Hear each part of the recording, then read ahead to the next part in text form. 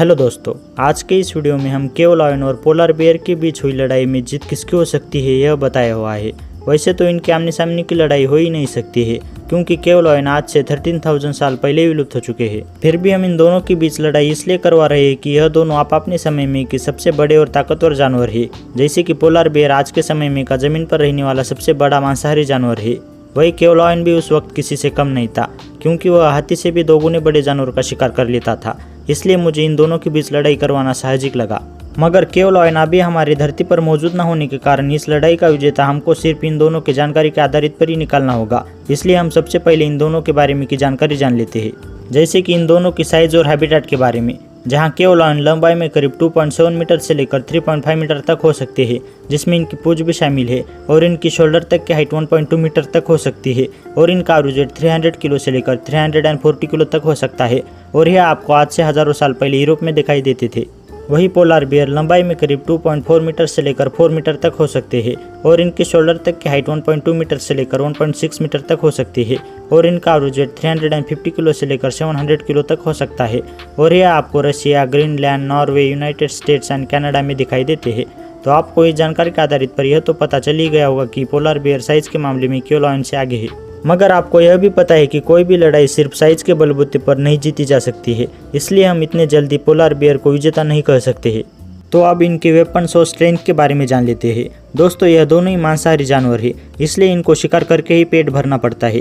इसके कारण नेचर ने इनको काफ़ी अच्छे और ताकतवर हथियार दिए हुए हैं। इसी की मदद से यह अपने शिकार को अंजाम देते हैं और साथ ही अपने अपोनेंट का भी सामना करते हैं। जैसे कि केव लायन के पास 6 सेंटीमीटर से लेकर 9 सेंटीमीटर तक लंबे नाखून मौजूद थे, जिससे यह अपने किसी भी शिकार पर काबू कर सकता है और काम आने पर इसी की मदद से शिकार के 2 टुकड़े भी कर सकता है। वही इनके पास 10 सेंटीमीटर तक लंबे कैनाइन टीथ मौजूद थे, जिसके कारण यह अपने शिकार की रीढ़ की हड्डी भी तोड़ सकता था। वही पोलर बेयर के पास देखें तो पोलर बेयर के पंजों की लंबाई 12 इंच तक होती है, जिसमें इनके 3 इंच तक लंबे नाखून भी मौजूद है, और ये इन्हीं की मदद से आइस पर अच्छे से चल पाते हैं। और साथ ही इनके पास 5 सेंटीमीटर तक लंबे कैनन टीथ भी मौजूद है, जिसकी मदद से ये अपने शिकार को अंजाम देते हैं।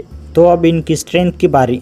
दोस्तों, आपको पता है पोलर बेयर ठंडे इलाकों में रहते हैं, इसलिए इनको उस एटमॉस्फेयर की तरह खुद को अडॉप्ट करना पड़ा है। जैसे कि यह खुद को उस ठंडी से बचाने के लिए अपनी स्किन के नीचे 10 सेंटीमीटर तक लंबी फैट लेयर बनाई हुई है, और साथ ही 15 सेंटीमीटर तक लंबे बाल भी मौजूद है, जिसके कारण यह अपने शरीर को गर्म रख पाते हैं। मगर इन दोनों का काम सिर्फ शरीर को गर्म ही रखना नहीं है, बल्कि इन दोनों से लड़ाई के वक्त भी बचा जा सकता है, क्योंकि यह किसी प्रोटेक्शन लेयर की तरह काम करते हैं। वही केव लायन की बात करें तो केव लायन के पास आज के मॉडर्न लायन के मुकाबले कम ही आयल मौजूद था, इसलिए प्रोटेक्शन के मामले में पोलर बेयर ने बाजी मार ली है। मगर केव लायन पोलर बेयर से एजिलिटी, स्टैमिना, शिकार करने का एक्सपीरियंस, इंटेलिजेंस और बाइट फोर्स के मामले में आगे है। हालांकि पोलर बेयर के पास केव लायन से ज़्यादा मसल पावर होती है। तो अब अटैक।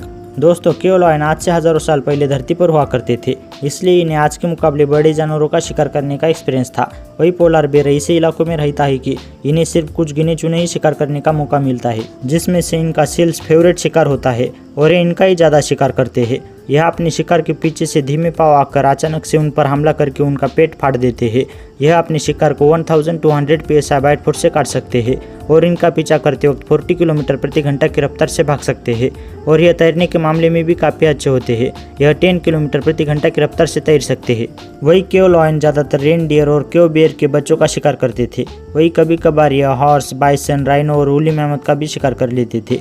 दोस्तों, केव लायन की शिकार करने की स्ट्रेटेजी आज के मॉडर्न लायन की तरह ही थी, यानी कि यह भी झुंड में शिकार करते थे। यह सबसे पहले अपने शिकार को झुंड से अलग कराकर उनके पीठ पर या फिर उनके गले पर हमला करके उन्हें मार गिराते थे। यह अपने शिकार को 1800 PSI बाइट फोर्स से काट सकते थे, और यह अपने शिकार का पीछा करते वक्त 50 किलोमीटर प्रति घंटा की रफ्तार से भाग सकते थे।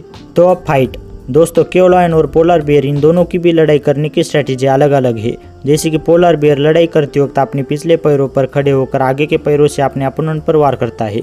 वही हम सब लायन को लड़ाई करते वक्त सिर्फ आगे के एक पैर से ही हमला करते हुए देखते हैं, मगर यह सिर्फ एक पैर से ही नहीं बल्कि अपने ताकतवर जबड़ों से भी हमला करते हैं। मगर इन दोनों के बीच अभी लड़ाई ना होने के कारण हमें विजेता निश्चित करने के लिए अभी तक बताई हुई जानकारी की ही मदद लेनी पड़ेगी।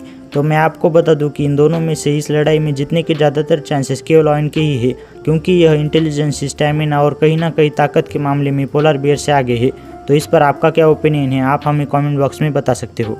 और आपको इस वीडियो से थोड़ी सी भी नॉलेज मिली है तो आप हमारे इस वीडियो को लाइक कर दीजिएगा और आपको ऐसे ही इंटरेस्टिंग वीडियो देखना पसंद है तो स्क्रीन पर दिखाए गए किसी भी वीडियोस पर क्लिक करके देख सकते हो।